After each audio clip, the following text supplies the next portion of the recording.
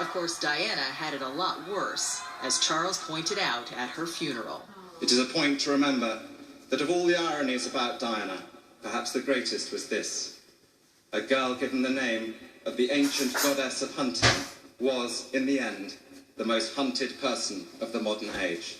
I've never watched it, but I do remember from the time that towards the end I could barely speak, and so I was having to sort of punch my own base of my stomach with my stomach muscles to force out the last few sentences. We give thanks for the life of a woman. I'm so proud to be able to call my sister the unique, the complex, the extraordinary and irreplaceable Diana, whose beauty, both internal and external, will never be extinguished from our minds.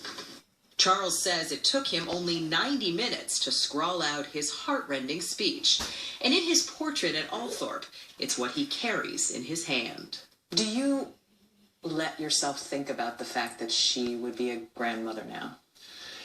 Well, I did think that was the one sadness, but I found it very sad at William's wedding, actually, because obviously she adored her sons. And so that was a great sadness that day, a great absence. It's been almost 20 years now. Yeah, I met someone the other day who was so interesting. She had actually lost her sister in a car crash exactly the same time. And I said, how is it for you? And she said, well, the pain's the same, it's just the tears are less. To lose a very young sibling is a tough one.